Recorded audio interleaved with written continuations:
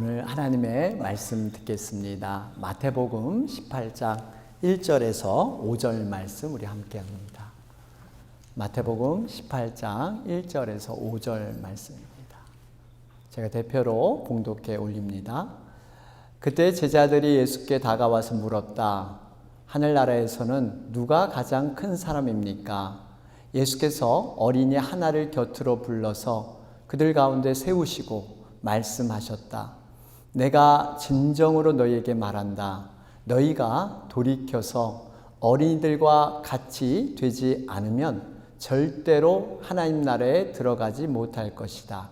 그러므로 누구든지 이 어린아이와 같이 자기를 낮추는 사람이 하늘 나라에서는 가장 큰 사람이다.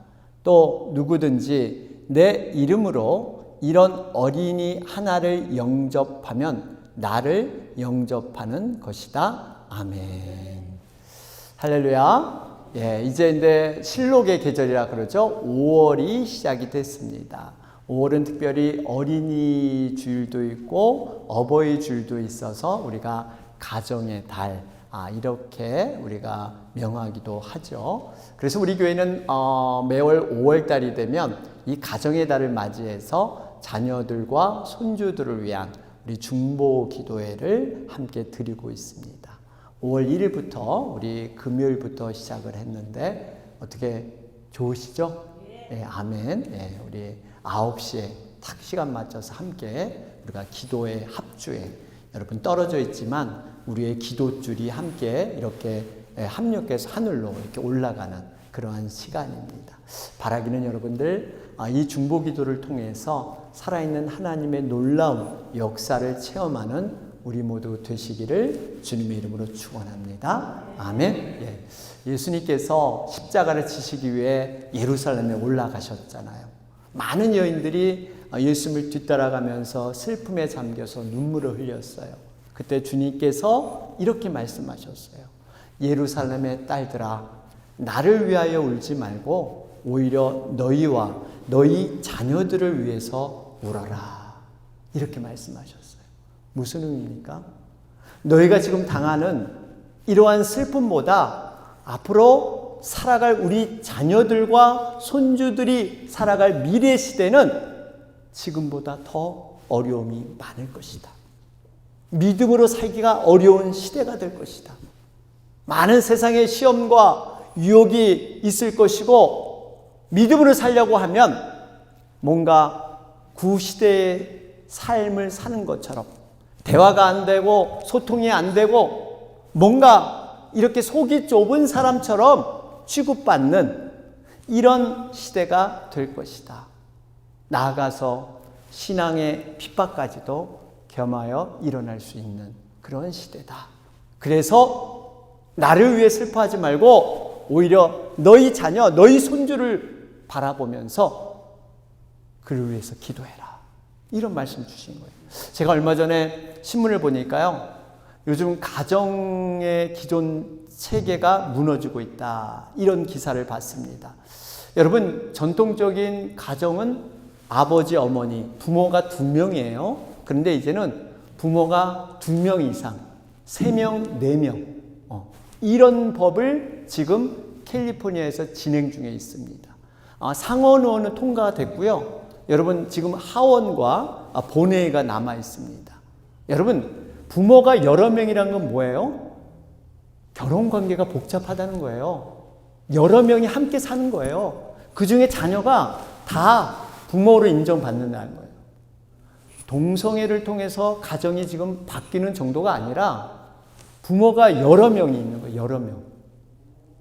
남자 2명, 여자 1명, 여자 2명, 같이 부모, 같이 사는 거야. 그 부모를 다 인정해야 된다. 아이가 있으면, 입양한 아이가 있으면 다 이겨야 돼. 이런 시대가 됐어요. 여러분, 우리가 앞으로 살아갈 시대는요, 상상하지 못하는, 꿈에도 생각하지 못하는 이런 일들이 현실을 거듭해서 일어나게 될 겁니다. 여러분, 이런 시대 앞에서 우리가 부모로서 또 우리 할아버지 할머니로서 우리가 할 수 있는 대안이 무엇입니까? 여러분, 구체적인 대안은 없습니다. 우리 후손들, 우리 자녀들, 우리 손주들을 우리가 일일이 다 간섭할 수 없습니다. 어느 정도 나이가 되면요. 근데 다 자기의 주관이 있어요. 어른들이 간섭하지 못합니다. 여러분, 그렇기 때문에 우리는 깨달아야 돼요. 우리가 할 수 있는 것은 후손들을 위해서 기도하는 것. 하나님께 맡기고 정말 성령님께서 매 순간마다 우리 후손들을 간섭하여 주셔서 하나님의 사람으로 세우는 것. 여러분, 이것밖에 없는 줄로 믿습니다. 그래서 우리가 18일간이지만 각 가정에서 우리가 중보기도 힘쓰자는 거예요. 정말 이걸 통해서 우리 자녀들의 마음이 움직일 수 있도록, 정말 성령님께서 우리 자녀들을 붙잡아 주실 수 있도록, 여러분, 이런 기도가 우리가 꼭 필요합니다. 그러면서 한 가지, 오늘 우리가 어린이 주일로 예배를 드리는데요. 오늘 본문은 천국, 하나님 나라에 대한 교훈을 말씀해 주고 있습니다. 그런데 어린아이를 등장시켜서 천국 비유를 예수님이 하고 계시는데, 우리가 요 어린아이를 왜 등장시켰는가, 요거를 주의 깊게 살펴봐야 합니다. 오늘 본문의 배경은 이렇습니다. 여러분, 제자들은 자신의 소유인 재산도 포기하고 직업도 포기하고 일부는 가족까지도 포기하고 예수님을 쫓았습니다. 정말 대단한 일이에요. 아무나 할 수 없는 일을 제자들은 해냈습니다. 그런데 제자들이 이 예수님을 쫓으면서 여전히 누가 크냐, 누가 더 큰 자이냐, 여기에 많은 관심이 있었던 것 같습니다. 그래서 오늘 주님께 묻죠. 하늘나라에서는 주님, 누가 가장 큰 사람입니까? 이 큰 사람에게 굉장히 관심이 많았어요. 그럼 제가 이제 질문 하나 던질게요. 여러분들, 우리가 한 가지 생각해 볼 것은, 이렇게 제자들이 주님을 쫓으면서 믿음 안에서, 오늘 보니까 하나님 나라에서 누가 큰 자냐, 하나님 나라에서 큰 자냐, 하나님 나라에서 큰 자가 되고 싶어 했습니다. 여러분, 그 생각 자체가 나쁜 것일까요? 아니면 그렇지 않을까요? 그 생각 자체, 내가 하나님 나라에서 크고자 하는 그 생각이 나쁜 생각이에요? 좋은 생각이에요? 좋아요? 아주 좋아요. 아주 좋아요. 좋은 생각. 아주 맞습니다. 좋은 생각이에요. 우리가 이게 크고자 하면은 무슨 도덕적인 생각을 가지고 어떤 자신의 이성과 경험한 걸 가지고 이게 크고자 하느냐, 어떤 세상의 욕망, 이런 생각을 들 수 있어요. 나는 1등이고 너는 나랑 경쟁해서 너는 꼴찌가 돼야 돼. 이런 생각을 나쁘게 생각할 수 있는데, 우리가 우리의 경험과 이성으로 말씀을 판단해서는 안 돼요. 말씀은 말씀으로 풀어줘야 돼요. 그럼 말씀에서 뭐라고 하고 있나를 우리는 눈여겨봐야 합니다. 여러분, 우리가 믿음 안에서 그런 생각할 수 있죠? 영적 생활을 하면서 내가 정말 큰 자가 되고 싶다, 정말 하나님 나라에서 내가 큰 자가 되고 싶다 하는 이러한 선한 욕망들이 우리에게 있을 수가 있습니다. 여러분, 이것은 어떤 인간의 어떤 경쟁 심리에서 1등이 되고자 하는 이런 차원의 얘기가 아니에요. 큰 자라는 것은 뭐냐? 신앙생활에 대한 열정과 최선을 다해 살아간다는 의미가 있습니다. 여러분, 믿음 안에서 큰 자라는 것은요, 결국 어떤 자가 큰 자가 될까요? 예수님과 친하고 긴밀한 그러한 사람으로서 말씀에 충실한 사람, 그런 사람이 큰 자가 아닙니까? 결국 예수님이 인정하는 자가 큰 자예요. 예수님이 인정한 자는 어떤 자예요? 자기를 부인하고 자기 십자가를 지고 예수님을 날마다 쫓는 자. 여러분, 이런 자가 큰 자입니다. 결국 우리가 하나님 나라의 큰 자는 남보다 더 희생하고 헌신하고 섬기는 자가 큰 자가 되는 줄로 믿습니다. 여러분, 신앙생활을 통해서 내가 큰 자가 되는 소망하는 것 나쁜 게 아니에요. 잘못된 게 아니에요. 이것을 확인할 수 있는 것은 여러분, 본문 말씀을 통해서 우리가 이걸 풀어야 되는데, 여러분 보세요. 제자들이 모여서 지금 서로 누가 크냐 서로 싸우듯이 논쟁을 했습니다. 여러분, 크고자 하는 생각이 만약 잘못됐다면 우리 주님의 가르침이 뭐였을까요? 아니, 지금 너희들 지금 논쟁하는 주제가 뭐냐? 큰 자가 되려고 그렇게 서로 싸우느냐? 여러분, 그러면 너희들 그 욕망을 먼저 내려놓아야 된다. 이 큰 자가 되는 것 그 자체가 잘못된 생각이야. 아마 이런 가르침을 예수님이 주셨을 거예요. 너희들 크고자 하는 욕망, 그 생각 자체를 버려야 돼. 이런 얘기 하셨을 거예요. 더군다나 하나님 나라는 큰 자가 없어. 하나님 나라는 공평한 곳이야. 뭐 큰 자 작은 자 너희들 잘못 알고 있어. 아마 이런 얘기 하셨을 거예요. 여러분, 하나님 나라는 분명히 큰 자 작은 자가 있다는 얘기예요. 예수님께서 어떻게 말씀하셨냐면 천국에서 크고자 하는 바람 그거 잘못된 게 아니야. 그런데 단지 잘못된 것은 너희들이 크고자 하는 그 방법, 이 방법이 잘못된 것이야. 그 방법을 수정해 준 것이 바로 본문의 말씀입니다. 어린아이 같이 자기를 낮추는 자가 하늘나라에서 큰 자다. 제자들은 큰 자의 개념을 세상의 상식, 세상의 경험으로 생각을 했습니다. 자신을 높이고 자신을 과시하고 때로는 남을 밟고서라도 올라가는 자, 이런 자가 큰 자, 이렇게 제자들은 생각했던 거예요. 그 생각을 지금 예수님이 완전히 바꿔주신 거예요. 오늘 본문에도 성경에는 많은 부분에서 믿음적으로 크고자 하는 것을 막지 않았습니다. 바울을 보면 바울은 믿음을 표현할 때 달리기 선수로 표현했어요. 여러분, 달리기 선수는 달릴 때 어떤 생각을 가져요? 1등을 하려고 최선을 다해 달리죠. 여러분, 세워라 내워라 이렇게 달리지 않습니다. 농부는 농사 질 때 최선을 다해서 그때 때를 맞춰서 최선을 다합니다. 여러분, 군사, 전쟁에 나가서 군인들, 여러분 대강 싸울 수 없습니다. 최선을, 열정을 가지고 다 싸워요. 결국 이 모든 것이 큰 자로서 최선을 다해 간 삶이에요. 바울은 자기 자신이 연로했습니다. 이제 죽음 앞에 이르렀어요. 그런데 그는 인생의 표대를 향해서, 믿음의 표대를 향해서 달려가고 있다. 이렇게 표현했어요. 그러면서 하늘의 상급과 하늘의 보상이 있기 때문에 나는 그것을 위해 달려가겠다. 여러분, 천국은 어떤 자의 것이라 그랬어요? 침노하는 자. 여러분, 침노하는 것은 공격해서 뺏는 거예요. 굉장히 적극적인 행위를 얘기하고 있습니다. 열성과 성의를 다해서 그 천국을 차지해라. 여러분, 우리의 신앙이 처음에 갓난아이의 신앙, 이제 갓 예수님을 영접한 사람, 근데 어린아이로 자라게 됩니다. 청년이 돼서 어느 정도 자라게 되면 이제 생명을 낳게 되는 부모, 어미와 아비의 신앙, 정말 이 영혼들을 돌보고 양육할 수 있는 이런 어른의 신앙이 되죠.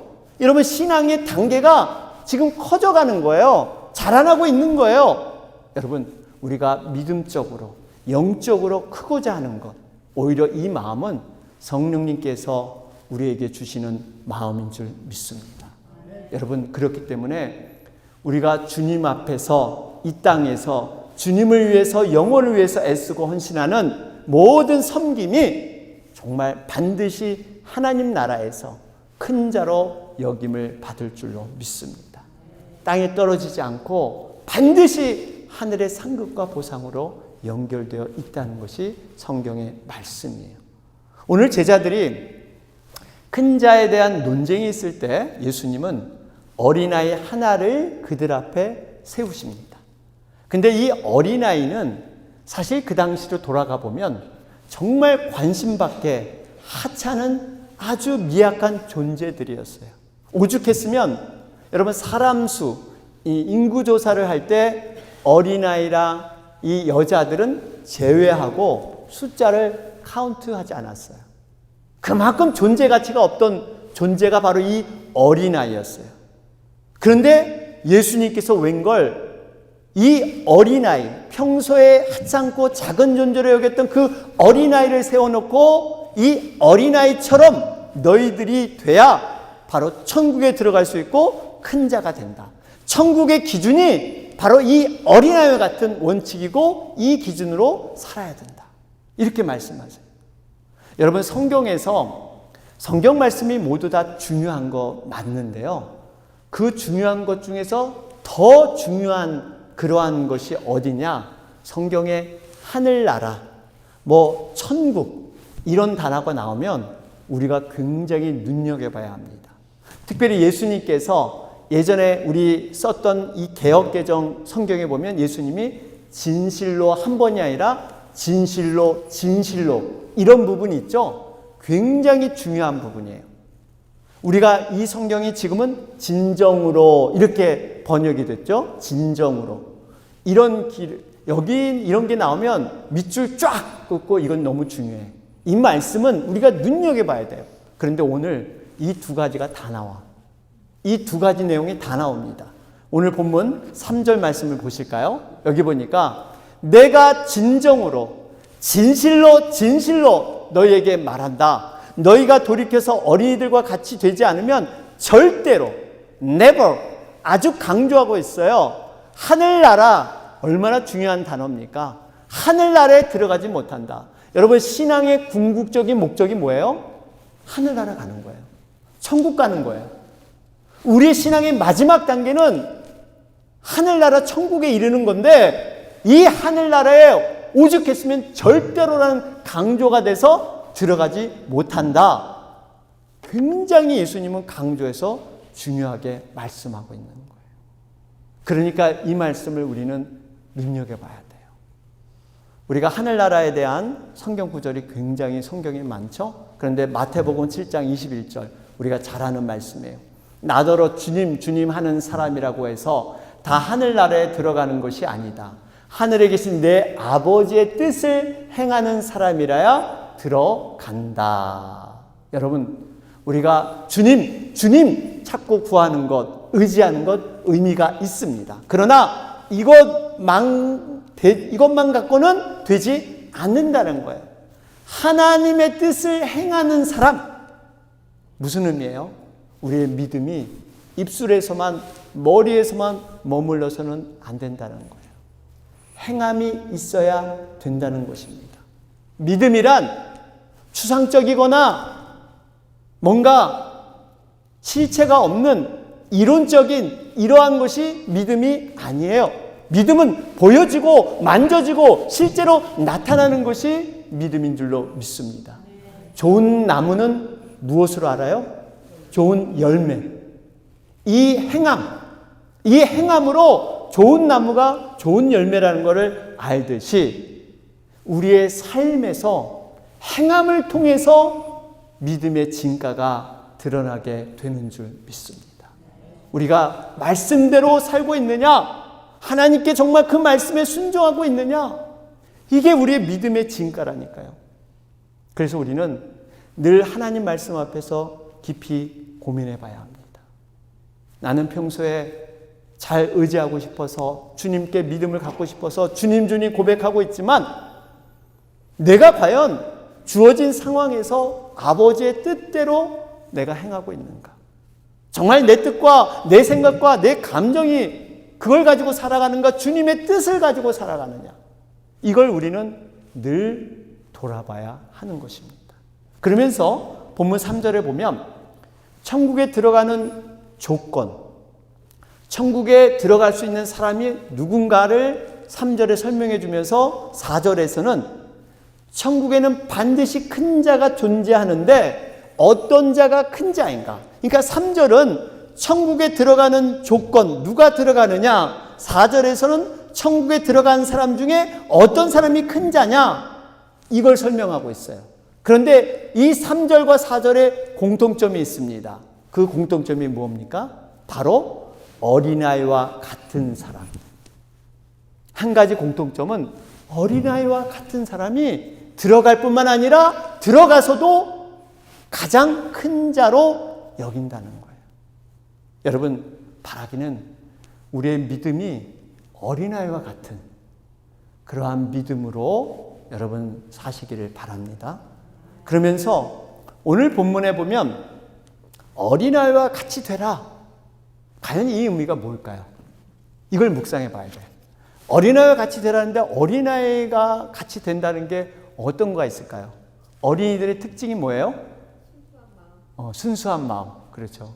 우리는 때 묻었어. 우리는 때 묻었어. 순수함, 순진함, 어린 나이. 우리는 어느덧 이 나이를 먹다 보니까 머리가 계산적이고 손익, 내가 손해보고 이익 보는 걸 빨리 계산하고, 이런 나이가 됐어. 어린아이는 굉장히 순수합니다. 그래서 그런지 우리가 어렸을 때 동심으로 돌아가 보면 왜 이렇게 마음이 푸근하고 따뜻해? 그렇죠? 어렸을 때 그 동심, 아무것도 모르었을 때 그 추억. 여러분, 이런 게 우리에게 다 있습니다. 여러분, 물론 어린아이들이 순수하고 순진한 거 맞습니다. 그런데 여기에서 몇 가지 좀 생각해 볼 것이 있어요. 어린아이는 이 순수함과 순진함 플러스 또 이런 면이 있어요. 어린이는요, 자신의 존재와 자신의 무게를 스스로 증명하려고 하지 않습니다. 내가 누구인지를 어떤 성취나 업적이나 노력으로 증명하려고 하지 않아요. 외부적인 것을 내가 포장해서 이걸 가식적으로 이렇게 하려고 하지 않습니다. 어린아이가 자신의 존재와 정체성을 어떻게 나타내길 원하느냐? 한마디로 정리하면 부모와의 관계예요. 어린아이의 자기 정체성과 존재는 부모와의 관계입니다. 너 우리 아빠 누군지 알아? 너 우리 엄마 음식 얼마나 맛있는지 알아? 세상에서 제일 맛있다? 어린아이는 자신을 이렇게 소개해요. 내가 누군지 알아가 아니라 우리 엄마, 우리 아빠, 그 관계에서 이 어린아이는 자신의 정체성과 자신의 존재를 발견하는 겁니다. 이게 바로 하나님이 원하시는 거예요. 이 의존, 우리 스스로가 아니라 나는 하나님 없이는 없는 존재입니다. 하나님 아버지가 나의 전부고요. 그분이 나의 정체성입니다. 바로 이거 하라는 거예요. 천국에 들어가는 자는 이렇게 의지하고 이렇게 나의 연약함, 나의 부족함을 보고 우리 엄마 아빠, 이 어린아이가 엄마 아빠를 찾듯이 그런 관계에서 사는 자가 천국에서 큰 자가 되는 줄 믿습니다. 결국 나를 내세우고 내 스스로 나를 포장하고 내 스스로 공로와 내 스스로의 업적을 얘기하면서 나를 소개하는 게 아니라 하나님을 통해서 내가 연약하고 내가 부족함을 알기 때문에 하나님을 전적으로 의지하는 자. 여러분, 믿음이라는 게 뭐예요? 믿음은 구원을 전제로 하고 있어요. 우리가 왜 믿음 생활해요? 구원받는다는 확신, 그 믿음이 있기 때문에 그렇습니다. 구원받을 사람은 여러분 누구가 대상이 돼요? 예수님은 누구를 구원하러 오셨죠? 누구? 우리가 뭐예요? 죄인. 예수님은 죄인을 부르러 오셨어요. 결국 예수님의 구원을 받으려고 하면 죄인임을 고백하지 않으면 구원과는 상관이 없는 거야. 여러분 다 죄인인 줄 믿습니다. 저를 포함한 다 죄인이에요. 왜 죄인이 아니면 여기에 올 이유가 없어요. 우리가 구원받을 이유가 없는 거예요. 그래서 제가 새가족분들 오시면 항상 말씀드리는 것이 교회는 뭐다? 병원이다. 교회는 병원이다. 여러분, 우리가 교회 와서 큰맘 먹고 오셔서 시험 받는 일이 왜 생겨요? 잘못된 기대감을 갖고 있기 때문에. 교회 가면 인격이 훌륭한 분들, 성인군자와 같은 이런 분들이 있을 거다 하는 기대감 때문에 왔는데 웬걸 겉으로 보기에는 참 훌륭해 보인 그분을 봤어. 못 볼 것을 봤어. 보지 말아야 될 걸 봤어. 그 말과 행동을 딱 보는 순간 10가지 다 좋아 보이고 잘했는데 그 한 가지가 모든 것이 되는 거야. 자기가 보고 싶은 것, 생각하는 것, 그 한 가지, 10가지는 다 날아가고 한 가지만 머리에 인식되는 거예요. 여러분, 죄송하지만 목사도 그럴 수 있고 장로님도 권사님도 그럴 수 있어요. 왜? 우리는 죄인이고 우리는 여전히 공사 중이니까. 공사 중. 공사 중에 불편을 드려서 죄송합니다. 예? 우리의 삶이 여러분 공사 중이에요. 공사 중. 여러분 우리가 공사 중인 그러한 사람을 볼 때 이걸 판단하고 정죄하기보다는 넉넉한 마음으로 기다려줄 줄 알아야 돼요. 하나님께서 이 일을 통해서 무언가 깨닫게 하시고 분명히 공사 중에 계시는구나. 부족함이 있으면 우리가 중보하면서 하나님 저 영혼을 잘 세워 주시옵소서. 주시옵소서. 이 공사 중으로 인정할 수 있는 사람은 어떤 사람일까요? 나도 공사 중이다. 나도 부족하고 연약한 자라는 걸 아는 사람이 할 수 있는 거예요. 나는 완벽해? 나는 저런데 왜 저 사람 저래? 이런 사람은 못해요. 내 자신이 부족한데 상대방도 부족한 걸 아는 거예요. 여러분 우리는 다 죄인입니다. 용서받은 죄인일 뿐이지 여전히 죄인의 모습과 그 형태가 남아있어요. 여러분 우리가 더 다듬어지고 더 성장해야 합니다. 그래서 여러분 올레디 반난 옛 배웠잖아요. 현재 구원을 우리는 끊임없이 이뤄가야 돼요. 우리는 얻은 것 같지만 아직 아니에요. 현재 계속 이뤄갈 구원이 있습니다. 나의 인품과 나의 성격과 내가 갖는 생각들, 내가 하는 말들, 내가 하는 행동들, 나의 가치관, 인간 관계성 모든 것이 지금 변화되고 다듬어져야 될 이런 부분이 남아 있다는 거예요. 그것이 바로 교회인 병원을 통해서 조금씩 치료되고 회복되는 것. 여러분 이것이 하나님이 교회에 원하시는 온전한 뜻인 줄로 믿습니다. 사람이 연약하면 저 사람도 환자지만 나도 환자라는 것. 여러분 이것을 기억할 때 우리가 이해할 수가 있습니다. 결국 병원인 교회에서 이 어린아이처럼 낮아지고 겸손한 자들이 이제 새롭게 바뀌어가는 거예요. 여러분 겸손은 은혜 받은 자의 증거예요. 은혜 받았다는 게 여러분 뭘로 나타나는지 아세요? 겸손이에요. 겸손. 은혜 받은 게 높아지는 게 아니라 낮아지는 모습.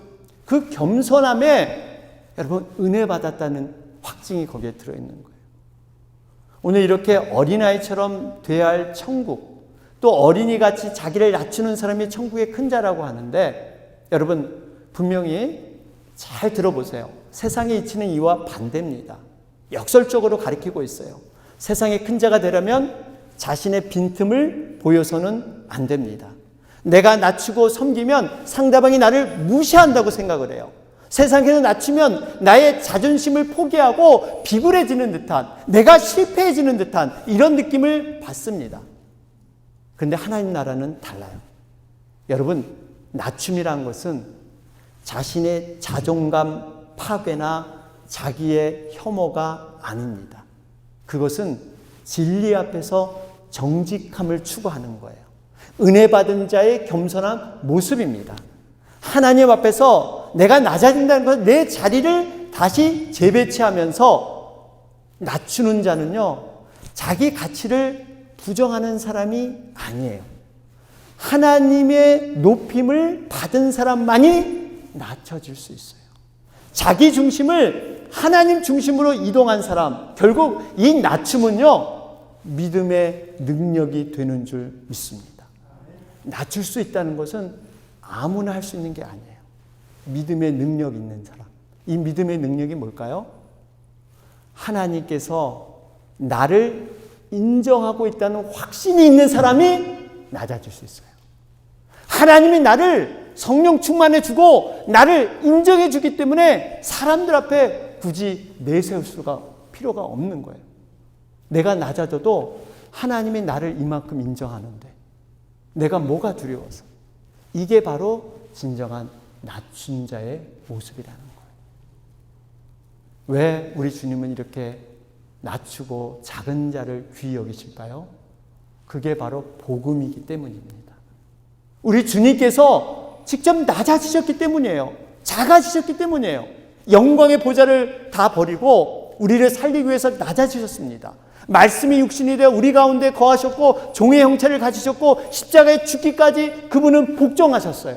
주님의 낮아지심이 단순히 윤리적인 낮아짐이 아니라 구원의 사건입니다. 실체예요. 실제로 일어난 사건이에요. 여러분, 우리가 낮아져서 구원받은 게 아니라 그분이 먼저 낮아지셨기 때문에 우리가 구원을 얻은 줄로 믿습니다.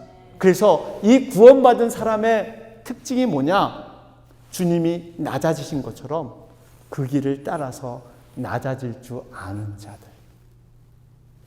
이런 분이 진정한 구원을 얻은 자예요.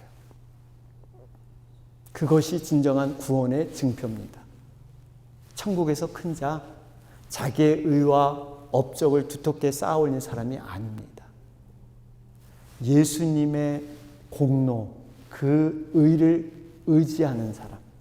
하나님 앞에서 저는 별것 아닙니다. 그저 무익한 종입니다. 고개 숙일 수 있는 사람이, 이런 사람이 하나님 앞에 큰 자가 되는 줄로 믿습니다. 결론적으로 그러면 우리는 어떻게 이 어린아이처럼 낮아질 수 있을까요? 오늘 본문은 두 가지를 제시하고 있습니다. 첫 번째로 3절 말씀에 그 해답이 나와 있습니다.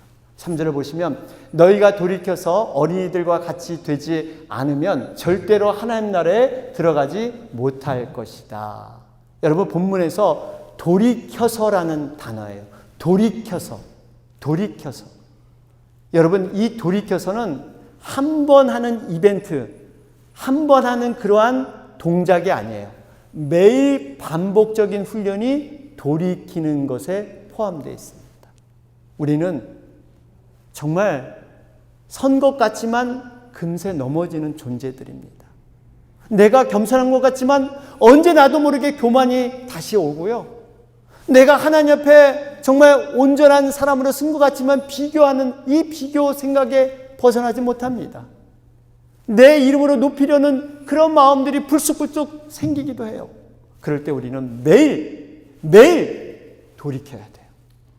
내가 매일 죽듯이 내가 매일 돌이켜야 돼요. 주님, 제 마음이 어느덧 높아졌습니다. 주님, 제 입술이 어느덧 남을 쉽게 판단했습니다. 주님, 제 눈이 이 약한 자를 보고서 그냥 무정하게 그냥 지나쳤습니다. 제 섬김이 주님 자꾸 한다 그러놓고 뒤로 미루는 이러한 게으름에 빠졌습니다. 여러분, 이렇게 우리는 늘 돌이켜야 돼요. 이 돌이킴은 우리의 오래된 가치관, 이 생각의 큰 틀을 바꾸는 겁니다. 이걸 바꾸지 않으면 우리가 어린아이 같이 될 수 없다. 지금 3절에서 말씀하고 있습니다. 또 한 가지 우리가 어린아이 같이 될 수 있는 건 바로 5절에서 그 해답을 찾을 수가 있습니다. 5절에 보면 같이 한번 읽어볼까요? 시작. 또 누구든지 내 이름으로 이런 어린이 하나를 영접하면 나를 영접하는 것이다. 여기 보니까 어린이처럼 되는 방법이 뭐냐? 그게 설명되어 있어요. 여러분, 어린이처럼 되는 방법은 내 스스로 노력해서 내가 어떤 내 욕심을 없애고 내가 낮아지는 노력을 하고 내가 이렇게 하면 어린이가 되는가? 이게 아니에요. 이 말씀에 너무 간단하게 그 방법을 소개하고 있는데 그 방법은 이겁니다. 너가 어린이 하나를 영접하면 어린이처럼 되는 거야. 이 얘기예요. 어린이 하나를 영접하면 너가 어린이처럼 될 거야. 지금 이 얘기 하시는 거예요. 우리가 왜 섬김이 중요한지 아세요?